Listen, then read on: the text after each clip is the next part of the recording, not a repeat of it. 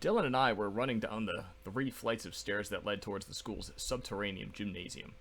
The soothing white painted walls, decorated full of high honored test sheets and club postings that were normally throughout the middle school, were not present here at this level.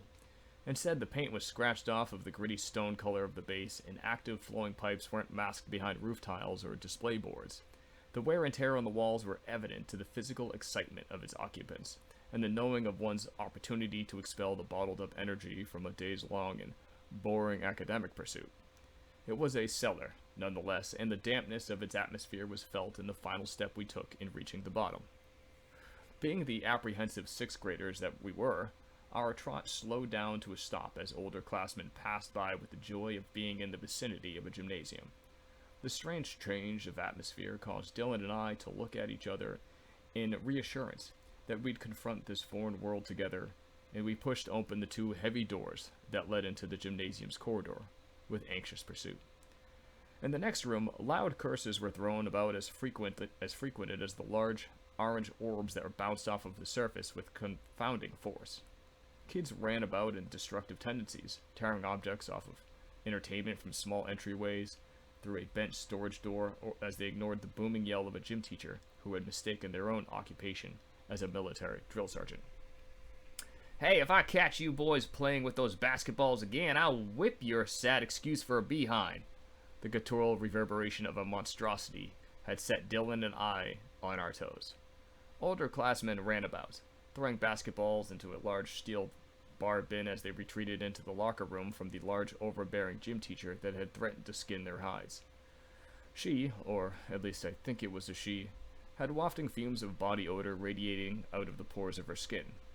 Her tree-trunk legs held up the bestial body of a steroid-bloated man, and both Dylan and I found ourselves idling the size of her masculine arms. Her short hair, deep voice, and whiskers on her chin all suggested she was a man, but something told me that wasn't correct. She was stomping around in a cut-sleeve shirt and a baggy pair of shorts when she caught sight of Dylan and I, who were halfway through the 2 entry doors, unsure if we should turn tail and run. "What are you 2 doing? I don't remember telling you to stay in there. Get those rear ends in there," she shouted, pointing off to the locker room, and Dylan and I, unable to detach our horrified eyes from her engrossing form, slid across the open corridor, refusing to turn our backs to her, until we got clear into the boys' locker room. "What was that?" Dylan asked, as we made our way deeper into the stank of physical exertion. "I don't know. That wasn't our teacher, was it?" I asked, as nervous as Dylan was. The 2 of us were quickly beginning to think gym class may not be all that fun after all. After putting on some gym shorts and returning to the corridor outside, we heard the obnoxious bellowing creature within the girls' locker room. "Let's go, ladies, move it. I want those scrawny butts outside on the floor in less than 30 seconds. Let's go." The rippling air currents from her masculine voice wavered out of the narrow entrance to the locker room, and girls scurried out in packs, looking back, making sure the authoritarian gym teacher wasn't closing in on them. The crowd was heading into the gymnasium, and Dylan and I followed closely behind, allowing the wake of the flowing tide of students to take us in. We sat on the bleachers where the rest of the older kids were. Since they had been there years before, it was only logical to do what they were doing, even though the rest of the 6th graders were sitting solemnly against the wall closest to the door, unsure of what was going on.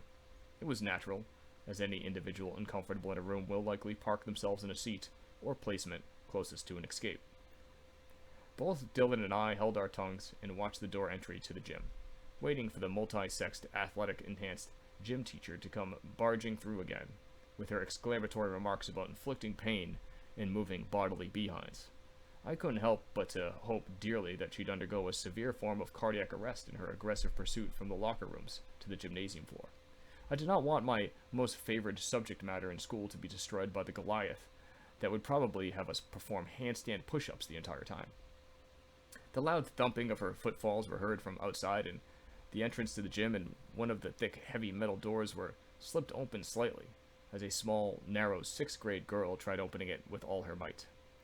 "Let me get that for you, sweetheart," was heard behind the frail girl before the door was flung open, and its hinges squealed from the pressure of being thrown open with such force.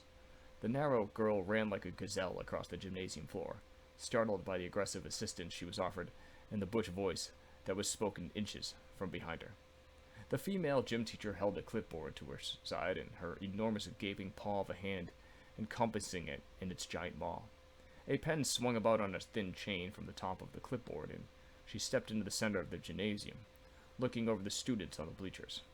Her presence commanded silence, and but for a few daring 8th graders, nobody chose to speak.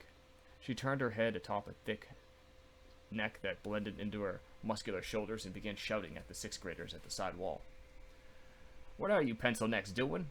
Join the rest of those bleachers."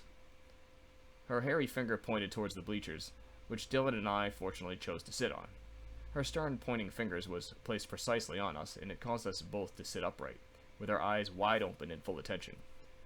She looked over her clipboard briefly before she curled back her lip in a snarl and looked up at the students in front of her. The group recoiled back at the sight of her, and she seemed to take a liking in it. A terrible grin was on her face, one that spoke of long hours of torment and pain. It became evident to me she simply became a gym teacher to watch her students fall short of her physical expectations. "All right, girls, with me," she shouted, and the nervous, chattering legs of the female students got up and walked their reluctant bodies over to the burly gym teacher, who proceeded to bring them to the other side of the gymnasium, leaving us boys alone on the bleachers. Dylan and I let out a sigh of relief in chorusing with the rest of the unaware 6th graders. The gym doors opened again, and a narrow-shouldered, no more than 100-pound male came walking in with a clipboard pressed against his body in a girlish, limp-wristed grip. The boys on the bleachers all conversed loudly, no longer in fear of the consequence of disturbing the apish gym teacher that had since left to the other side of the gymnasium. The new guy seemed undisturbed by the chattering students, and walked towards the center of the bleachers, looked down into his clipboard with rolling eyes, and threw his left hand into a shrugging gesture. "Hi all," the high tenor voice cast out across the bleachers as students enthusiastically greeted him back. "So like most of you know me already, and well, you can just call me Mr. Daly, or teacher, or dude, or whatever words you kids use these days.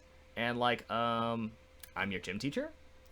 Dylan and I looked at one another with giant grins before throwing each other a much-needed high five. That was a relief. "Are you boys ready?" Mr. Daly shouted across the gymnasium. A few dozen voices shouted back, mixed between a confirming yes and a sarcastic no. Though everyone was eager to begin, that did not stop the impulsive smartassery of the middle schoolers. "No, smart Alex, I'll just give you another 5 minutes then," Mr. Daly said in a retaliating way, sitting on the lowest bleacher and crossing his legs. The boys then began shouting again, confirming that they were in fact ready and eager to begin. All right, that's all I wanted to hear." The flamboyant gym teacher stood up, reaching for his whistle, and blew into it with the full force of his narrow diaphragm. I was perched near the padded wall, gripped my hand into one of its creases while having my feet positioned in a sprint-ready stance. The rule of thumb was I had to at least be touching the wall. Other students took up my form, while the lazier, less aggressive students decided to slouch their backs against the back padding. At the sound of the whistle, I kicked off into a leap, nearly jumping the gun as my body jerked at the thought of Mr. Daly's intention to blow the whistle, as opposed to hearing it. This placed me ahead of the rest of the students on my side, and closer to the balls at the center of the gym than my opponents. It was clear and evident I was way ahead of the rest. It had been so long since I was able to play the game of dodgeball since they had forbidden it in the elementary schools, after realizing the kids with glasses were the maturity target by a large fold. That in the lower grades, the girls were always playing with us, and they made a terrible habit of complaining about whatever game it was that we had to play. Now that they were stuck with a butch and masculine female gym teacher, us boys were free to do what we wanted. As I enclosed towards the line of balls in the center of the gym, I saw a larger and far more athletic kid than I enclosing on the other side. It was not worth the risk for me to bend down and pick up the ball, as he'd probably try to tear it from my hands. So instead, I leaned back, lifting my feet slightly off the ground, allowing my legs to reach out before me. I slid across the gym floor and punted the ball straight into the body of my opponent on the other side. A whistle blew. "No kicking the balls," Mr. Daly shouted. I was quite sure it was directed at me. He had never gone over the rules, but now that I knew it, I would consider his words. It was hard to obey such a high-pitched and feminine voice. I backed away from the center of the gym as kids picked up and tossed the heavy balls at the other early runners. Originally, we had played with the foamy, sponge-like balls in past schools, but these were different. These were capable of making a serious blow, leaving the rigid lines on his surface imprinted in an unfortunate student's face. All the kids who sat back did so in caution. They seemed intimidated by the grid-patterned jelly balls that were intended to be used as weapons. Dylan was one of these. I did not know why, but I could understand since we were now up against bigger and larger kids, having to be paired up with both the 7th and 8th graders. I backed my way to Dylan as the kid I had punted the ball into looked at me in aggravation and walked across the gym into the back line of our perimeter. This was considered the prison, and they could only be liberated by a long toss from a friendly on the other side of the gym. "Dylan, move up!" I shouted to him as I tried to get closer to the center. The tosses were all so lethargic I couldn't see myself getting hit with any of these heavy, slow-flying balls. Dylan didn't say anything in return, but he tried staying close behind me.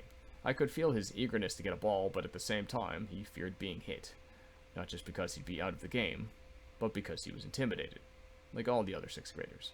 A ball flew at me in the corner of my eye.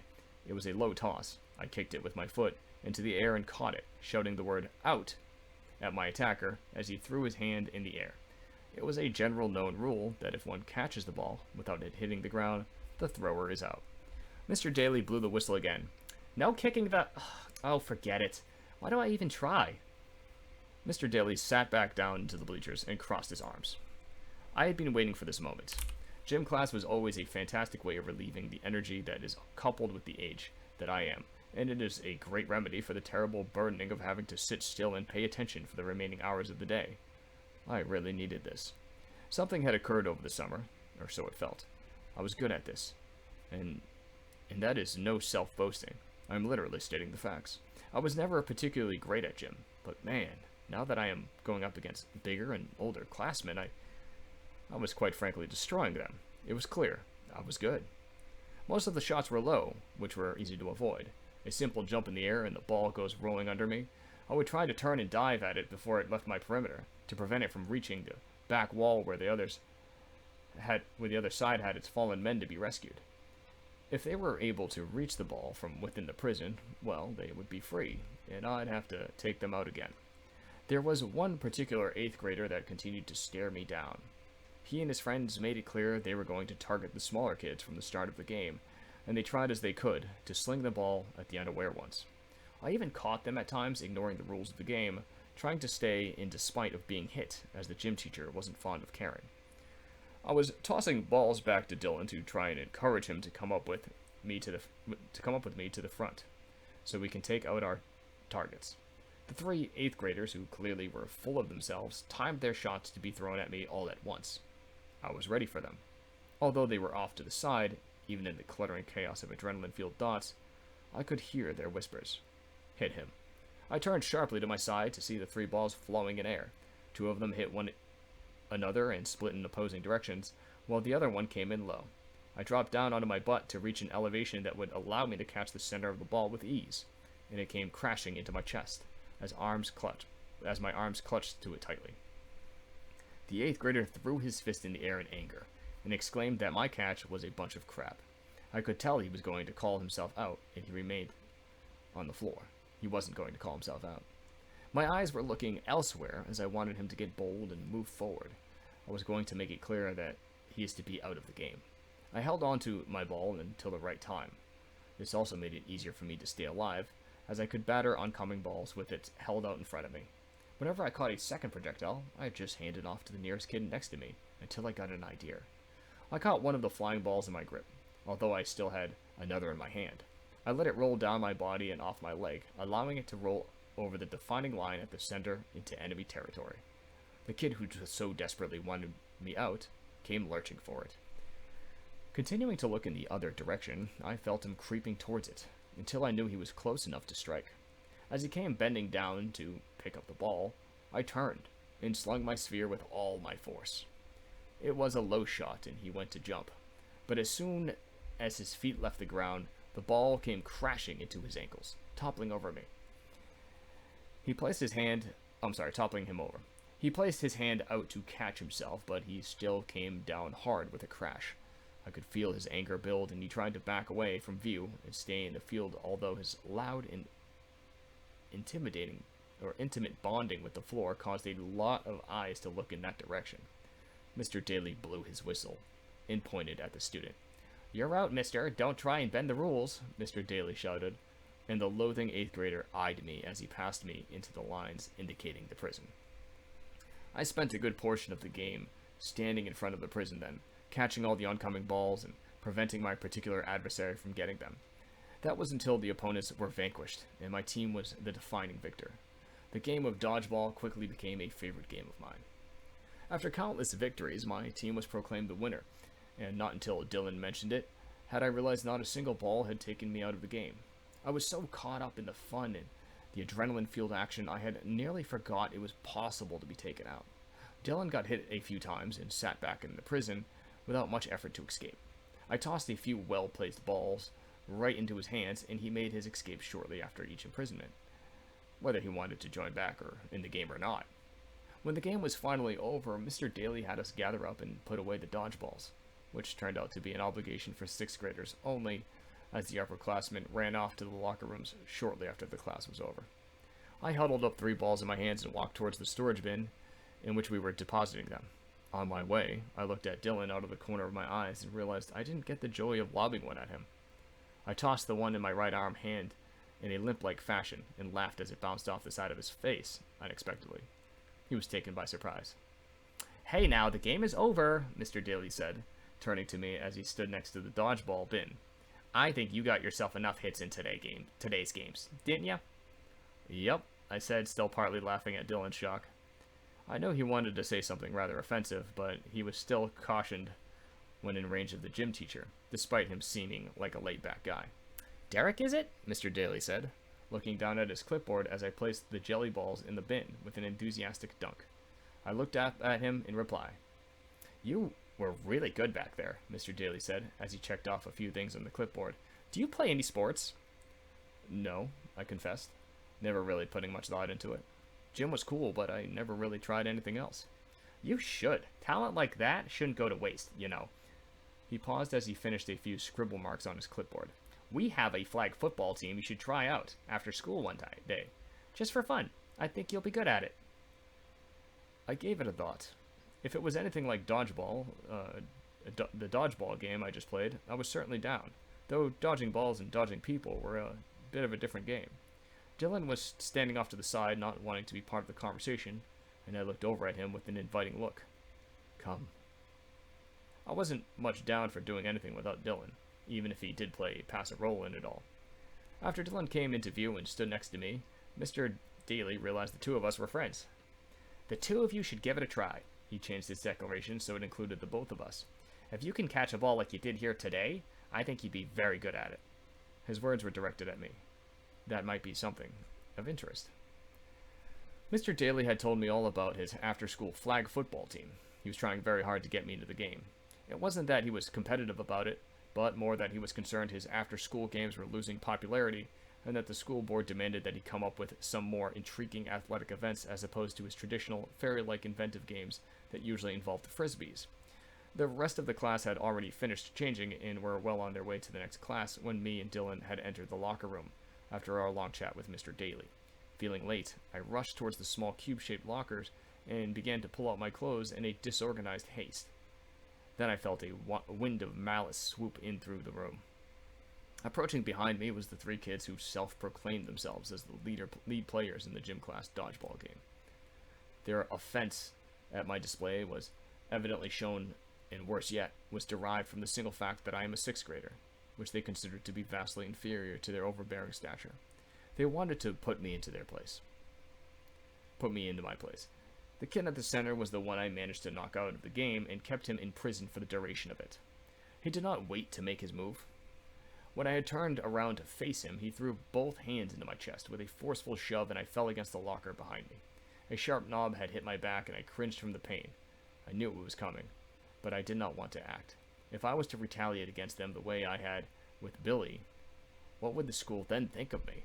I couldn't figure out why the school was so prone to violence, as within only a few weeks of school, this was the second outraged upperclassman that wanted me dead. The offender gripped my shirt in his fist as his 2 friends stepped up to his sides, letting him do the work. Dylan sat off in the corner of their confrontation, and one of the offender's friends stood by him, as though preventing his escape. I knew Dylan wasn't one to take action, and I felt rather bad for getting him involved. I told myself I'll do whatever I can to make sure they keep the focus on me. The bullying that went on in the middle school was plentiful, and after a quick breath of the flowing air, I could tell my arrogance is what made these kids angry. The simple fact that I did not close my shoulders tightly and sit back in the presence of these egotistical 8th graders like the rest of the new classmen is what made such a viable subject for their aggression. "You think you're pretty tough, don't you?" the kid growled in my face. I wanted to answer, but everything I thought of would just only cause him to be more angry. I grabbed onto his wrists as he pressed me against the locker.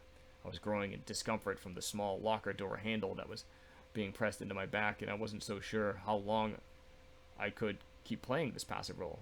"No," I shouted after he applied more force that put me further in distress. "You're a little bitch trying to impress the gym teacher," the boy snarled as he pulled me closer to him just to throw me against the locker again. I did not know what the kid's problem was until I saw who entered the locker room. It was the loathsome being who all became too accustomed with loneliness and the unfortunate disfigurement of his body, the 8th grader who had nothing but the back seat of the school bus, in which I stole right out from under him. He was the bully whose attempt to exact revenge left him embarrassingly unconscious on the lunchroom floor. It was Billy, and his eager pace toward me had me draw the conclusion that all of this was his planning. My hypothesis felt completely incorrect. I could find no relation these kids had with Billy, nor was his eyes even set on me. There was something strange about this lumbering brute I once regarded as an adversary. He appeared to be offended by the idea that somebody else would try and bully me into submission by their own hands. "Help me." The boy who grabbed a hold of me did not see what my eyes were looking at. He was too focused on the pain he was giving me and the thought of inflicting fear. Dylan saw Billy approaching from behind and the 3 kids, and he hopped back, making the same assumption that I had. Dylan thought nothing more than the simple notion that we were screwed. I, however, knew that was not true. Billy lifted his arms into the air and folded them over one another before they came down hard onto my offender. He wrapped his thick-set arms under the chin of the kid in front of me, and I watched as fear flooded the iris of the 8th grader who held me against the locker. His grip let up, and his hand shot up to the forearms that were wound around his throat, depriving him of air. The 2 friends quickly looked at Billy, intending to intervene, but Billy was prepared. He stepped back, holding the kid in a chokehold, trying to distance himself from the other 2 kids who went to close in on his sides. Thinking quickly, I slipped a foot in front of one of the enclosed companions, and he tried onto his face. The other friend quickly saw what I had done and focused his attention on me. He was going to strike. Run away. Instead, he turned sharply on his heels, feeling completely overrun despite the odds being on his favor, and he began to flee. His natural flight response had heightened for no apparent reason, and he took its heed. He ran down the length of the locker room and headed for the back door without care for the friends he was leaving behind. "Billy, let go!" shouted the boy in his grip, apparently knowing who he was. Regret instantly filled his head as he looked through foggy eyes at me, wondering what possible relationship I shared with Billy. A friend? A brother? Why was Billy defending this kid? The 8th grader threw his elbows at Billy, who was behind him, until he was let go, and fell onto his knees, gasping for breath. Billy raised his fist at the kid off to the side, and the frightened 8th grader backed away with his hands up. The gasping offender tried to crawl away, leaping to his feet in an awkward imbalance before fleeing towards the back room door like his friend. The 3rd accomplice went to catch up with him, and on the way, Billy shoved the boy in his retreat, causing him to stumble into a white-painted cemented wall before regaining his footing. They ran out of the back door, without the intention of returning. Billy looked at me briefly, and I found it hard to conjure any words in the presence of him. I still had it in my mind that he was not a friendly person, and speaking would only incite a problem. A part of me would have reasoned that Billy fought off the attackers just so he could torment me himself. But I didn't find any trace of that in his thoughts. He held a strange form of honor towards me, a sense of respect. "Thank you." I offered what I could, and he slightly nodded his head before turning off and headed out the front entryway to the locker room. After letting a few seconds go by, I turned to Dylan. "Thanks a lot back there," I said in a joking manner. "What the hell?" Dylan remarked, still trying to get a hold of himself. I don't think I'm going to hang out with you anymore. Let's go. I think we're late for class.